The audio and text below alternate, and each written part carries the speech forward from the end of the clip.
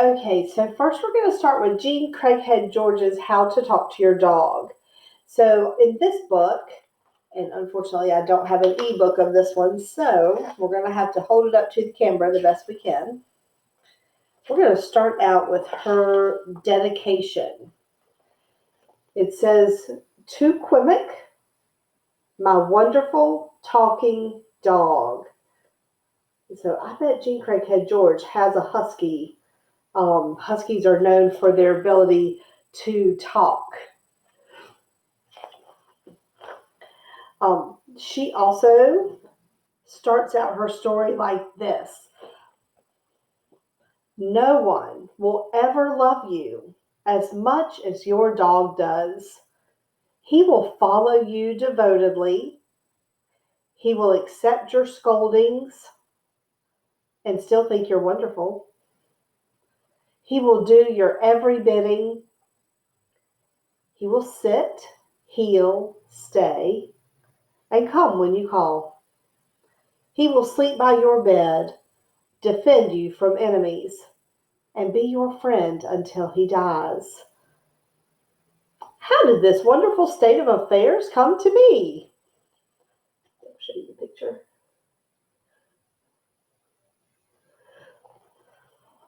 All right, so when I think about these pages, I think about Jean Craighead George showing that she has a good relationship with dogs. She talks about dogs being loyal and being your friend and loving each other, having this relationship, not just dogs as like an object. This is something that she is close to. She has an emotional connection. She's using some emotionally charged words when she's thinking about dogs. Okay? I'm going to read a little bit more. See if you hear that emotional language as we read. Dogs are descended from wolves. Most do not look like wolves anymore, but they still have their best traits. They are friendly, they adore their leader, you, and they talk to other dogs and to you in their own tongue. What is this dog talk? It is sound. Whimpers, growls, sniffs, barks, and howls. It is visual. Tail wags, ear twists, eye movements, and other body language. It is chemical, odors, and taste. It is physical contact, the touch of a friend or the whack of an enemy. Speak to your dog in its own language. He will reward you by being an even more devoted friend. Dog talk should begin as early as possible. 7 or 8 weeks is the best age to take a pup home.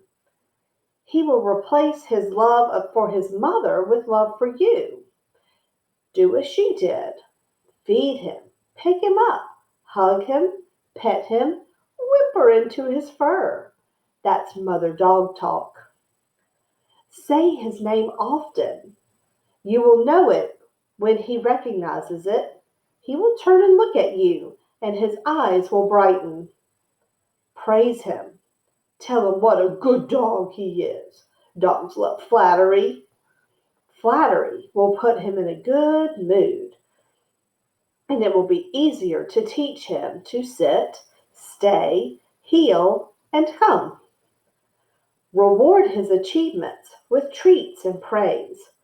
Treats and saying, good dog, are the gold stars for puppies, and eventually praise will be enough. Here's a picture. I love the pictures in this book because it's like a real photograph of her and then the little cartoon dog. So cute.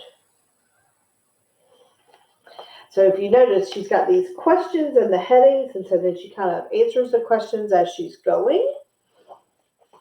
Read a little bit more. No matter how old your dog is, you can speak to him in his own language at any time in his life. Hello is a good way to begin. Dogs greet each other by sniffing noses. To say hello to your dog, sniff his nose.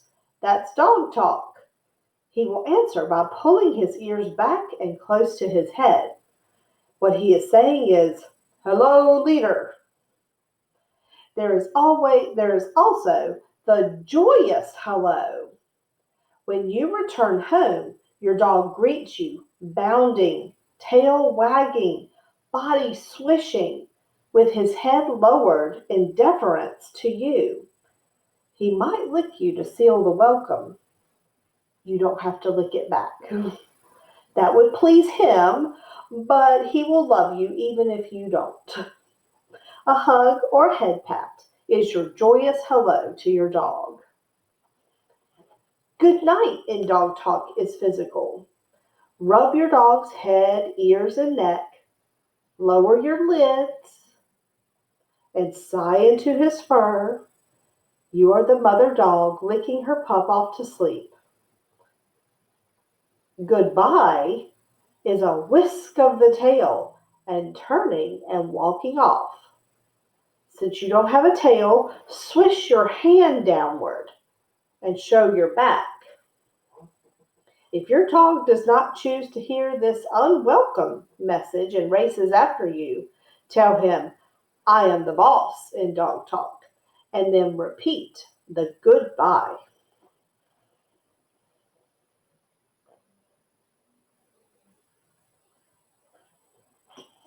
Okay, so when I'm reading this book, I'm really noticing some of the language that she's using about making that connection, talking to your dog in his language. And so I hear verbs like the whisk of the tail and the swish of your hand. It describes the dog's body language. So his ears are back. Um, he's wagging his tail. He's sniffing noses. So all that language is telling me exactly what I would need to do to say hello or goodbye or good night to my pet. Um, this is a topic that the author is choosing simply because she enjoys it and she's interested in it. It's not a difficult topic. I mean, a lot of people do these things with their pets naturally. And so when I'm reading this book, this is not a book that probably Jean Craig George had to do a lot of research from other books in to be able to write about this. This book is more about her experiences. So the topics that we write about or that we might choose for our nonfiction writing, they might be things that we experience in our day-to-day lives, things that catch our attention and things that we want to know more about based on our experiences, like our real life. I have played with a dog and I have talked to my dog in real life.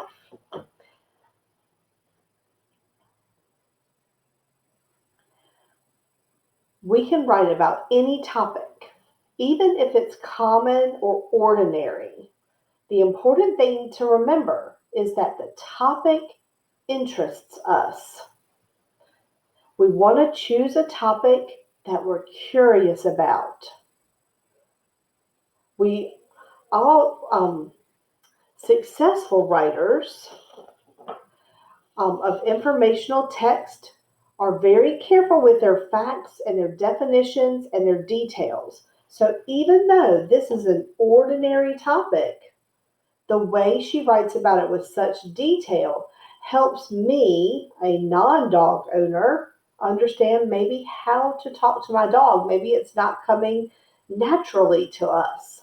And so this book would help me with an ordinary topic, but the book doesn't sound ordinary. It doesn't sound boring or plain.